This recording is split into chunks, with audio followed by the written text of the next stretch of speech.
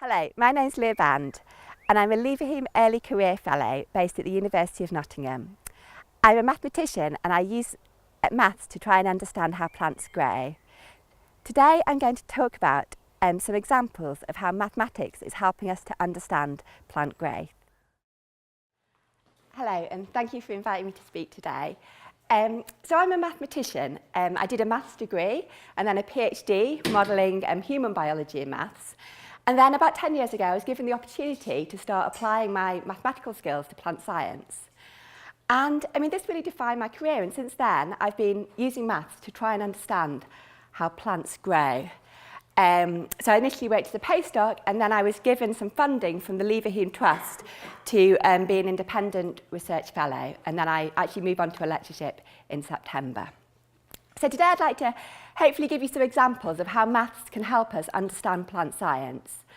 And well, I appreciate that perhaps not many of you are actually going to become mathematicians. However, many of the undergraduate biology degrees actually have optional modules where you could learn some modelling for bioscience students.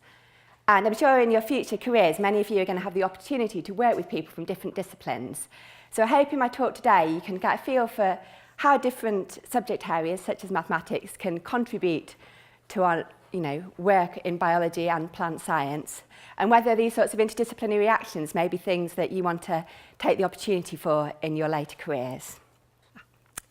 So developing a mathematical model of a system can have many benefits.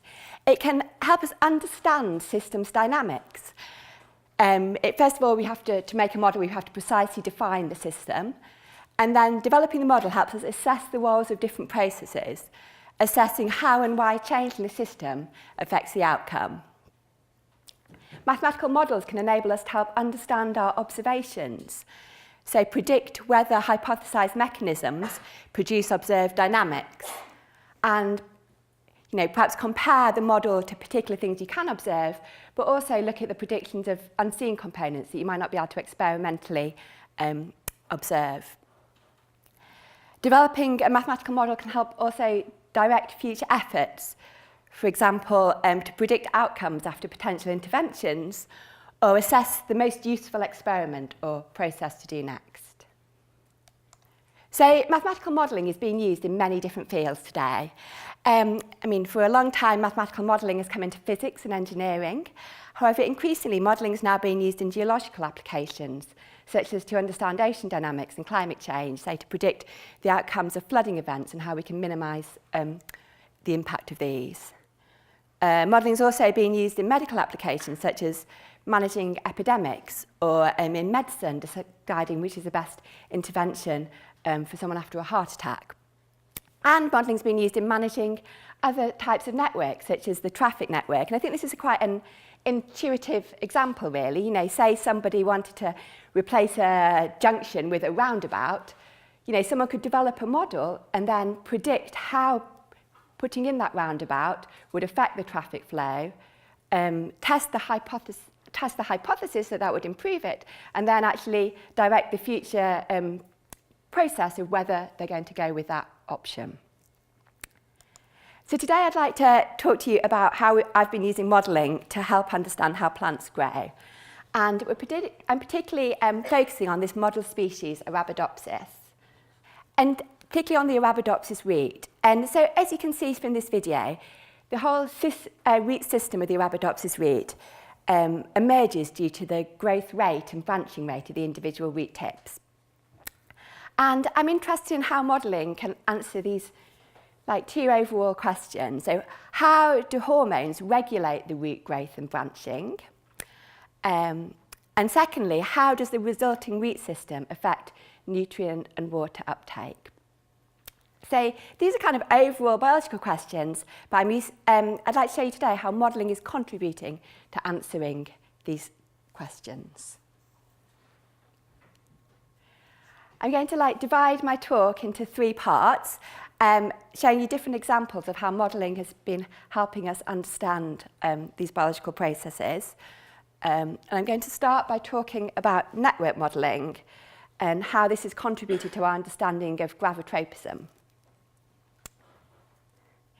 So Plants need to alter their growth to make best use of their environment, to maximise their uptake of water and nutrients.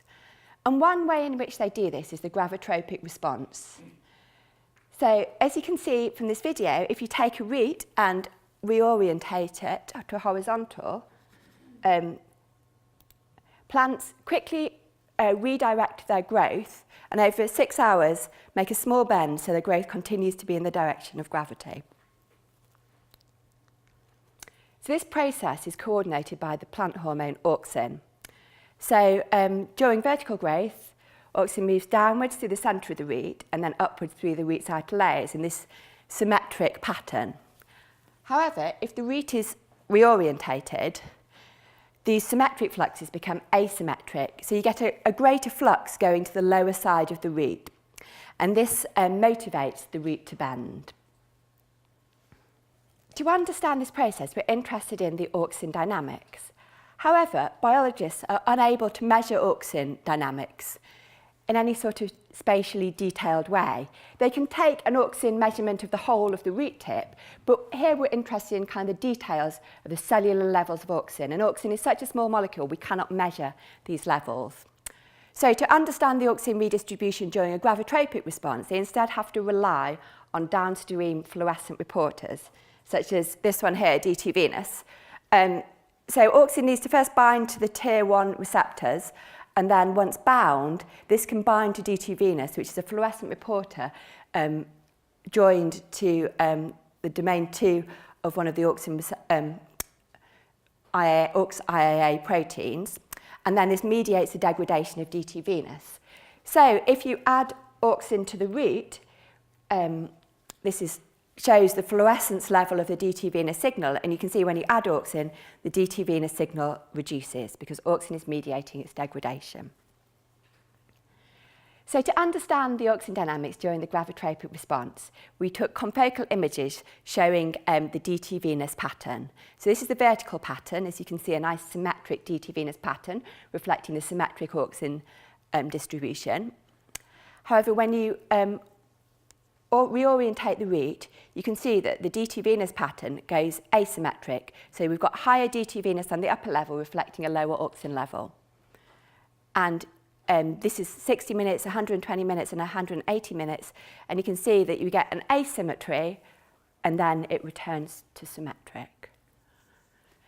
So this shows that auxin does redistribute during the gravitropic response.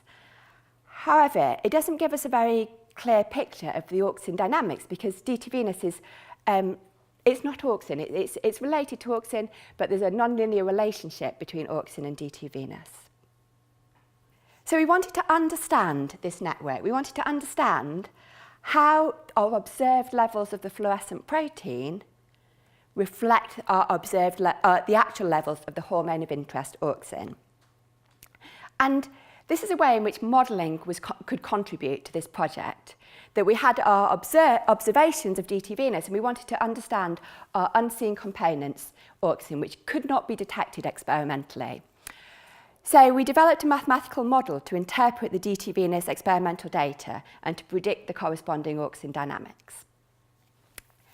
So that's kind of my motivation for developing this model. But to explain to you the modelling process, I'm just going to go through a slightly simpler example. And so I'd like to talk about how you could model this very simple reaction, just auxin binding to the tier 1 receptor at reaction rate Ka to form a complex of auxin and tier 1.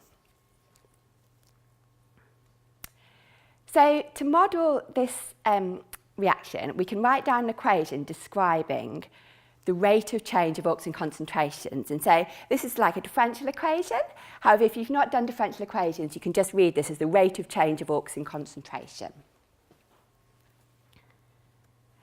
And this is given by this formula. So the rate of change of auxin concentration depends on the rate of this reaction, which will depend on the concentration of auxin, the tier 1 concentration, and then this reaction rate, Ka, the rate at which the reaction is occurring.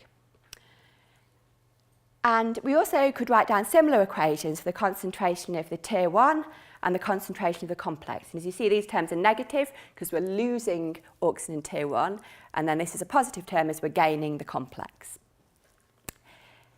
So given this mathematical model, we could then use the computer to simulate this. So what I've done is I've started with a concentration of auxin equal to 1 and a concentration of tier 1 equal to 1, and I've specified a value of the parameter Ka, and then the computer just steps forward in time telling you what the auxin and tier 1 concentrations are at different times. So I'll just move the equations up here now, and then this shows some simulation results. So you can see that as this reaction occurs, if we start with the auxin concentration equal to 1, we get a gradual reduction in auxin concentration. So that's for one particular parameter, Ka equals 1, but I could do this for different parameters, and as you can see, as we increase the reaction rate, we get a greater drop in the auxin concentration. So as well as predicting the auxin concentration, we can use this model to predict what happens to the complex. So these solid lines are the auxin, and as you can see, as auxin reduces, the level of complex increases. So this gives us understanding of what's happening in this reaction. And if we say had some data, for example, about the concentration of tier 1, if we were to do the experiment, and we got, say, this data, we could then use this data to compare to our predictions. And as you can see for this particular data, the predictions agree better with the data with Ka equals to 3. So this gives us a way of determining what the parameters in the system are, which we call parameterizing the network, and gives us some information about the unseen components. Because if Ka equals 3 and the complexes are agreeing with the data, we see what's happening to the auxin level, which is something which is an unseen component, something we couldn't measure. But as you can see, the model together with fitting the model parameters tells us what the auxin level is. So we could keep doing this and build up more and more complex networks. So for example, now I've introduced some extra terms. So these were the binding terms, and then we also have unbinding of the complex. So the complex could also separate into the individual components at rate Kd. And again, we could look at how the values of the parameters, Ka and Kd, affect the dynamics of the auxin and the auxin tier 1 complex, and use the model to simulate these. So I've essentially done this process with a more complex network. So I've, as you can see here, written down a system of equations for all the different components of our network. So this depends on parameters, but we actually see here that you've just got the terms which we've discussed before for these reactions, and just more terms representing the rest of the reactions. And so the first thing I wanted to do to try and relate the DT venous measurements to our auxin level was find out more about what the parameters are in this network were. So I needed some data to fit the model parameters, to find the parameters in the network model. So to do this, we measured the DT venous dynamics after an auxin treatment. We considered different levels of auxin and then looked at the fold change in how DT venous levels change after this auxin is added into the route. And I could use this data to seek the model parameters. And I used a computer algorithm to seek a parameter set for which the predicted DT venous dynamics best agreed with the experimental data. So at this stage, I had a model and some parameters, and then this could be used as a predictive tool to interpret DT venous data.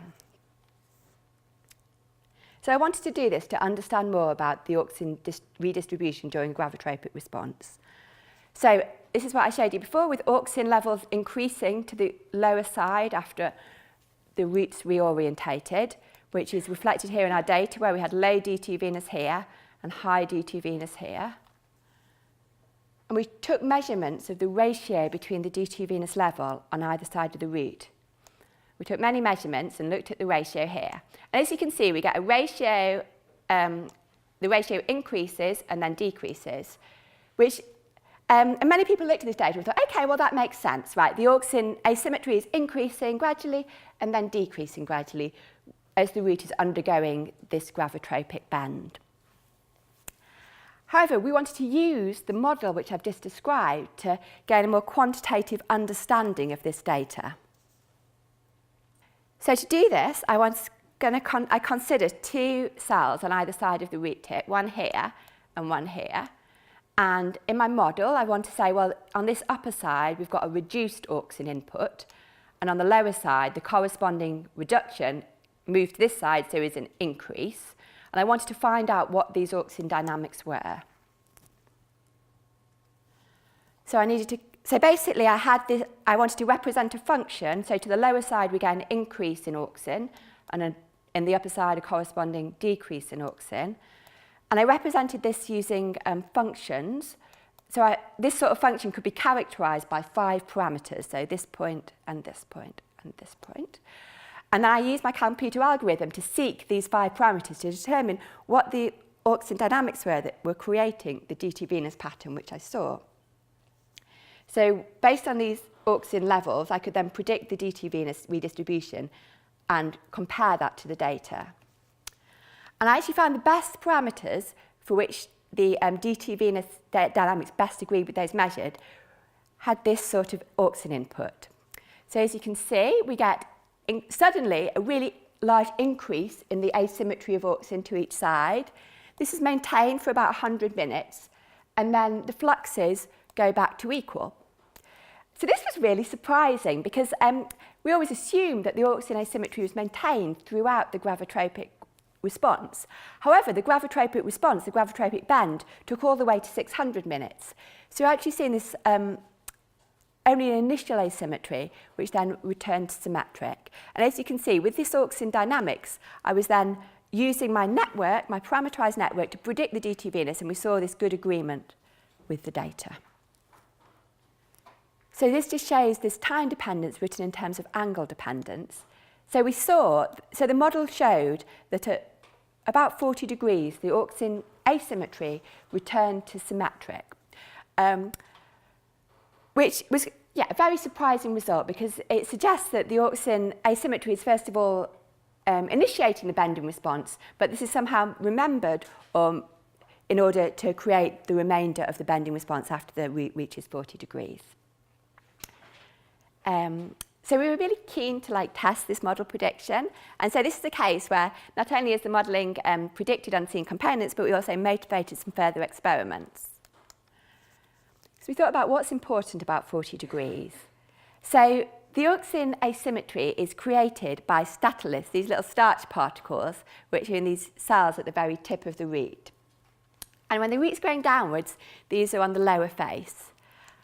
However, when we reorientate the root, these starch particles fall to the new lower face, and this is what's thought to create the auxin asymmetry.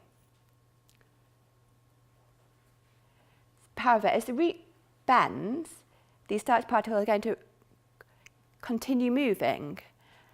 And we thought that, well, maybe at 40 degrees, the starch particles are no longer just on this face. And maybe at 40 degrees, the kind of midpoint of the bending is when they start moving back to this face. And maybe this is why the auxin asymmetry is removed at 40 degrees. So that for the remainder of the bending response, the stateliths are predominantly on this lower face. So this motivated us to collect new data looking at statelith displacement at different angles throughout the gravitropic response. And as you can see, our hypothesis, based on our model predictions, seemed to be correct, that when the roots reach 40 degrees, the stateliths do start returning to this lower face, which kind of provides an explanation for why the auxin fluxes return to symmetric. So this project shows how modelling has predicted unseen components and motivated new experiments and provided some new insight into the auxin asymmetry during the gravitropic response, that auxin asymmetry is only maintained during the initial phases of the gravitropic response, and then you get symmetry after the roots reach 40 degrees. So now I'd like to move on to tell you about a different modelling project, which is using, again, looking at auxin, and then again related to auxin and gravitropism, but using a different type of modelling. So, as I said before, auxin moves downwards to the centre of the root and upwards through the root's outer layers. And so auxin moves through plant tissues in what we call a polar manner, and this is due to the spatial arrangement of proteins on the cell membranes. So you can see here, for example, this PIN2 protein. It's just on the upward faces of this membrane, and this causes auxin fluxes through the cell membrane to be greater in this direction than that direction. And this is what creates these directed fluxes. However, there are many different families of membrane proteins involved in this auxin transport, and it can be quite unintuitive how this membrane protein-driven transport combines with passive diffusion to create the auxin fluxes that are key for the auxin patterning and key for auxin's role in controlling root phenotypes.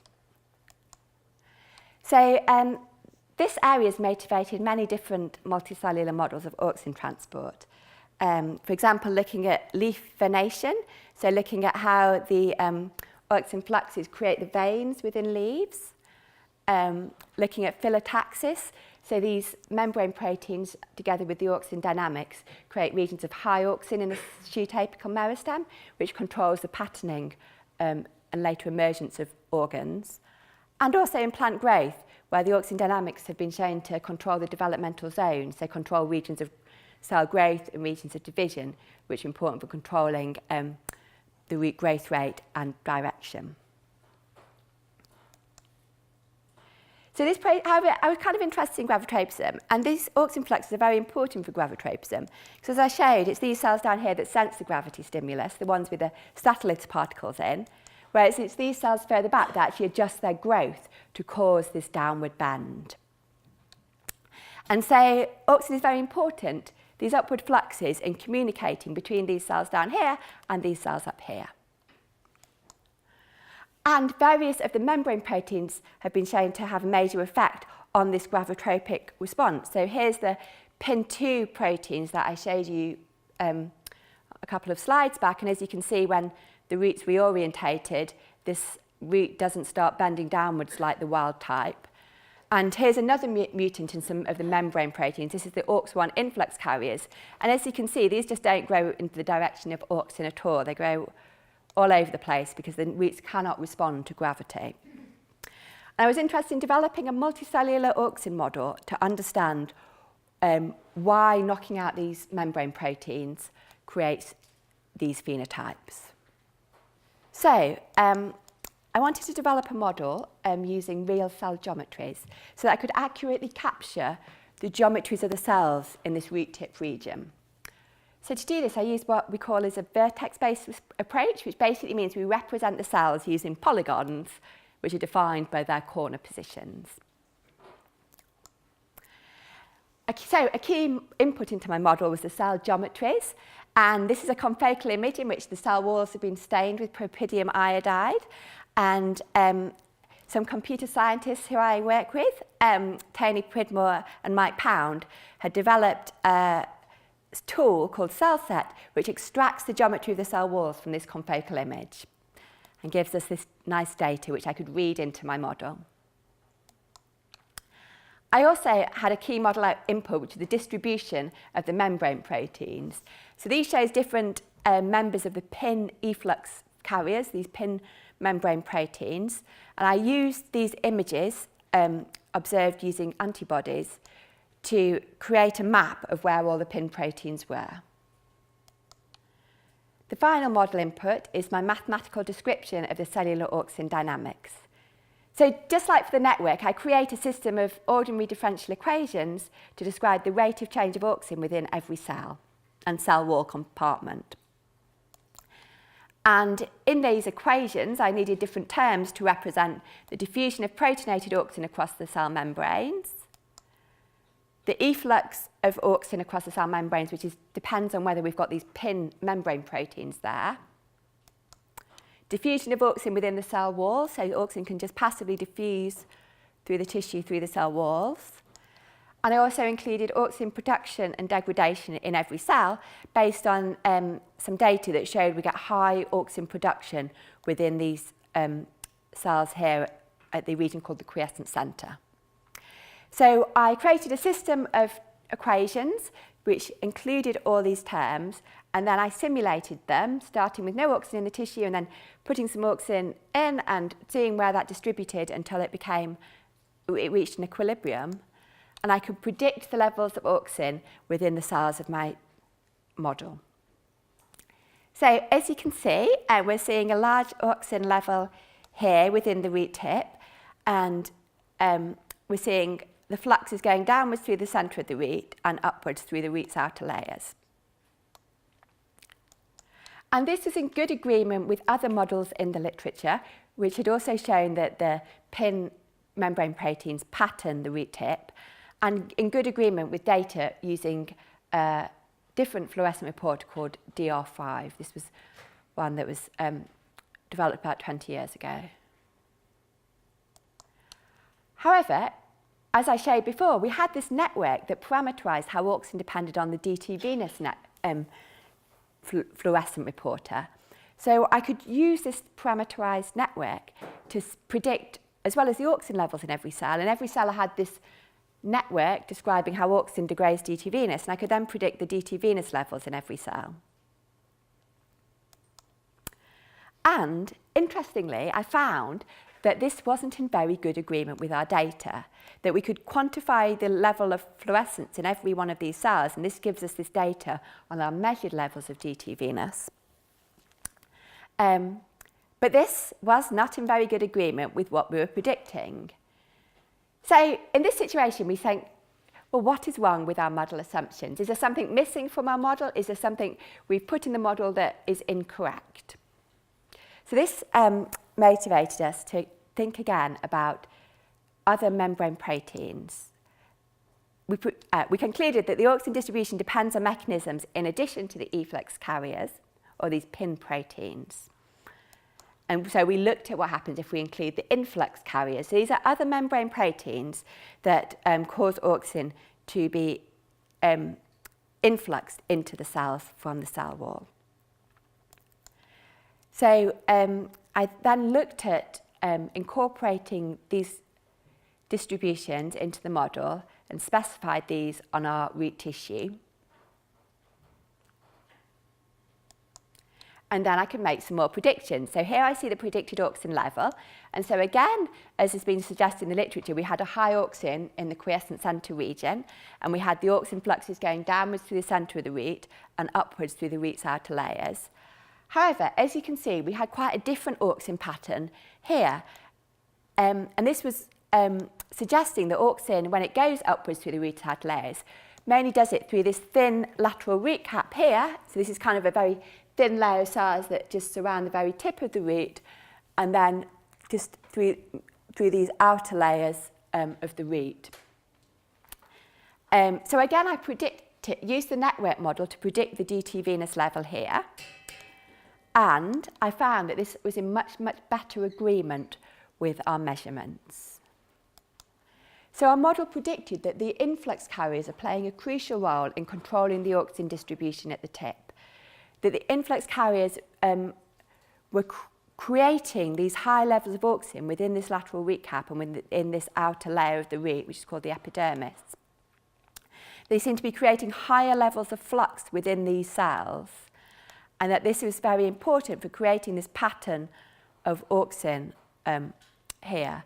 And what was quite interesting to us as well was the fact that these cells undergo a rapid increase in growth about here in the root. So it seemed that this increase in auxin in this layer here could be mediating this increase in growth.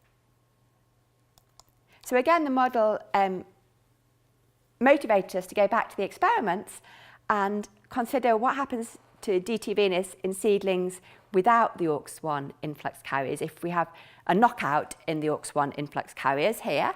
And as you can see, we're seeing a very different DT venous pattern. And again, we predicted the auxin levels and predicted the DT venous levels. And now, again, we're seeing quite good agreement. So this provided us with some confidence that our model predictions were correct. And kind of backing up our argument here is that in fact the predicted auxin flux in these mutants is much smaller. You see a much less flux down the centre and much reduced flux down the outer layers. So our model predicted that without the AUX1 influx carriers, there's negligible upward fluxes through the root's outer layers. And this explains why they do not respond to gravity, why the auxin asymmetry that's detected at the very tip of the root, as I showed in the first part of the talk, doesn't seem to be communicated to these cells here which are undergoing the bending response. And this is what's causing these very distinctive phenotypes where the roots are just not responding to gravity. If you're interested in finding out more about multicellular modelling, as part of this project, we also developed a graphical user interface in collaboration with collaborators in computer science.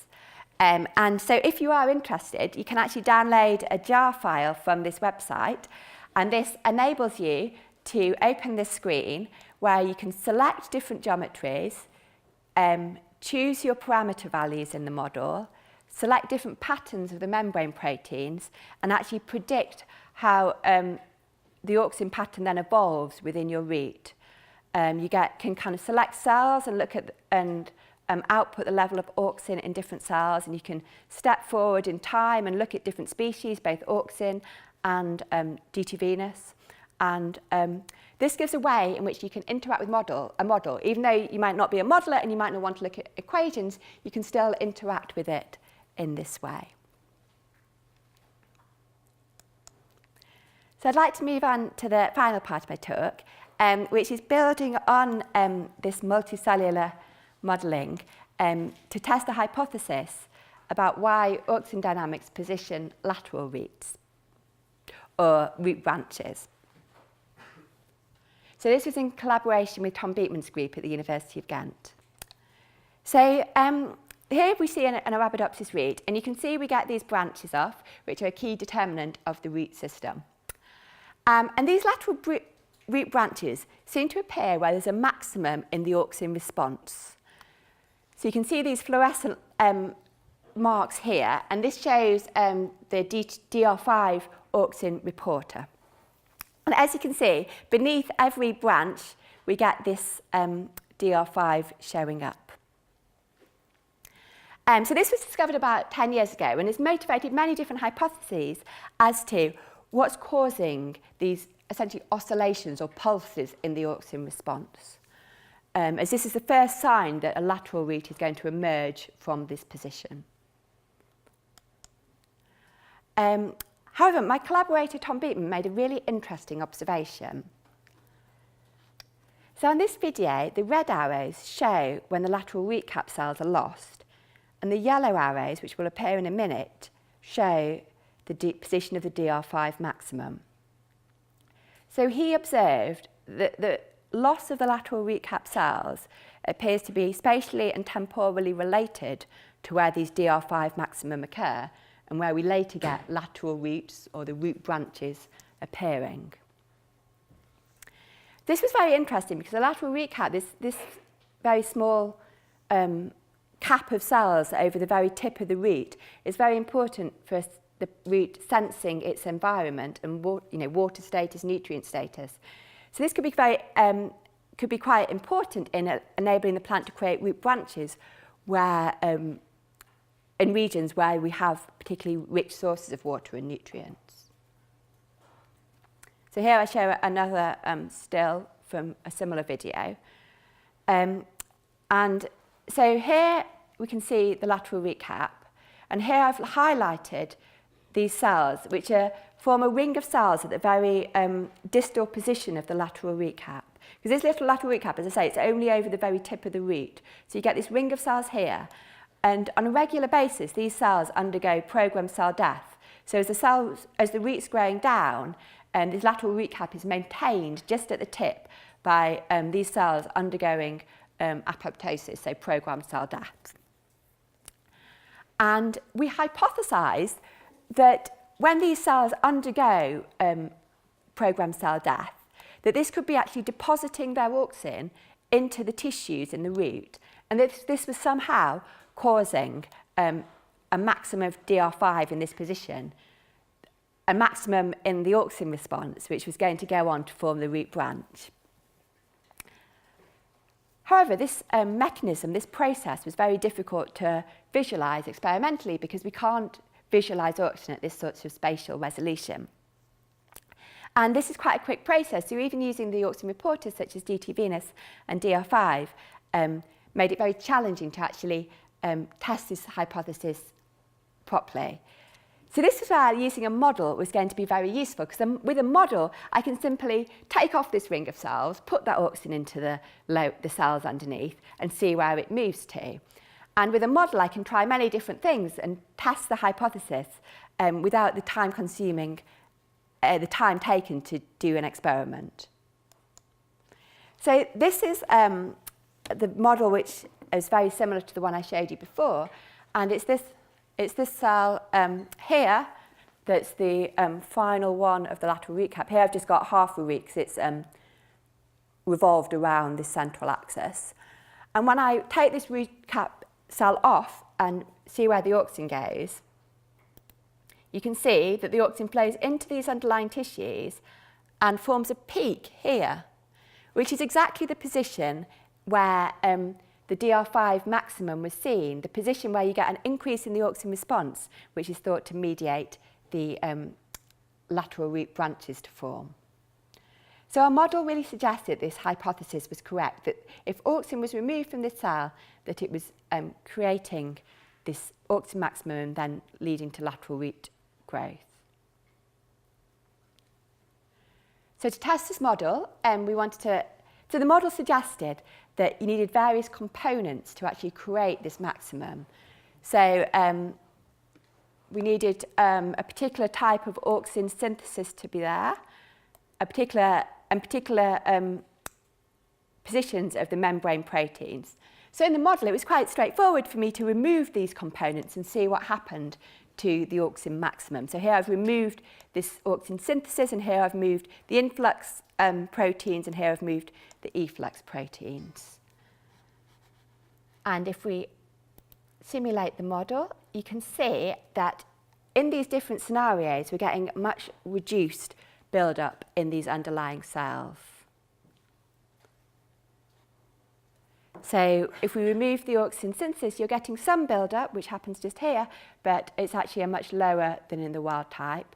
You're again getting some if you include these influx carriers, but pretty much nothing if you remove the efflux carriers. So I will just run that again so you can see that in a bit more detail. Again, yeah, you see a little bit here and a little bit here, but nothing as great as the wild type. So to test our model, we went back to the experiments again and actually looked at what happens if you consider these perturbations to the system. So this green is removing this synthesis, red is removing the influx carriers, and purple is removing the efflux carriers. And we counted how many lateral root pre-branch sites you could see. And we actually found, as the model suggested, you do get some in these two cases, reflecting the fact you still get a little build-up of the auxin in these cases, whereas if you remove the efflux carriers, you get really none at all. Again, in agreement with our model predictions, that if we remove the efflux carriers, we really see no build-up. So I hope I've shown you here how the model's been used to test a hypothesis that was very, very difficult to look at experimentally, and understand how different components of the system were important for creating this auxin maximum that was important for lateral root branches. So those are kind of my main three examples I'd like to show you today. However, just to talk a little bit about some related work, as well as looking at the auxin dynamics, we're also interested in how these are actually creating the growth dynamics. And this was a model developed by one of my collaborators, Jan Fossard, and he was taking the auxin models that I've shown you today and putting them into growing root tissues. Here he has an asymmetry in the auxin level, and the auxin level in each cell determines the mechanical properties of the cell walls. And this is ultimately going to determine how the cell and the root is growing. So as you can see, the auxin asymmetry is, as we'd expect, causing the root to grow downwards.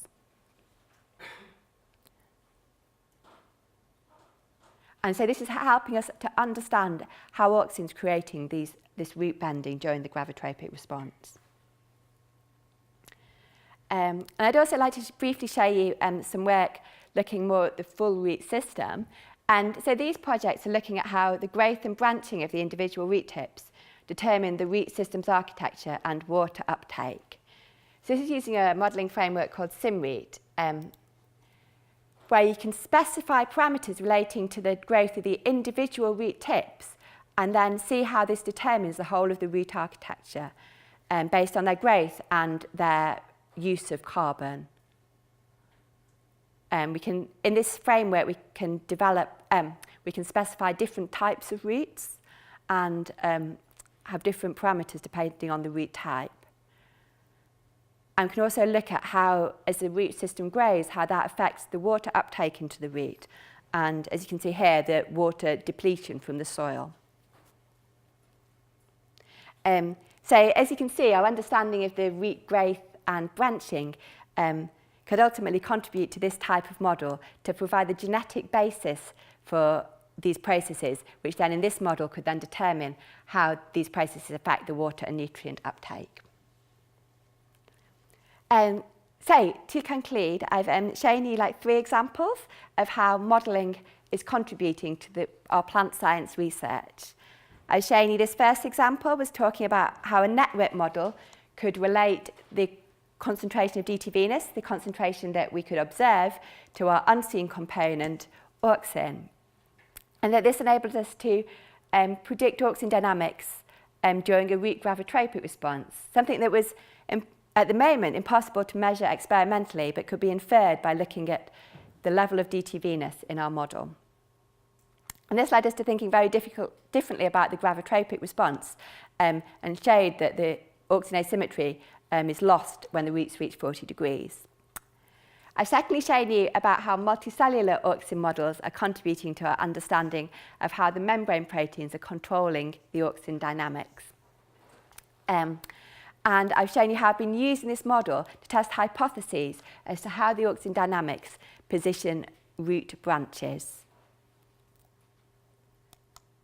So I'd like to finish by thanking my collaborators and also providing you with 3 references. So projects I've talked to you about today have been published, and so if you'd like to hear more details, I'm very happy to talk to you afterwards, but you can also look at these references.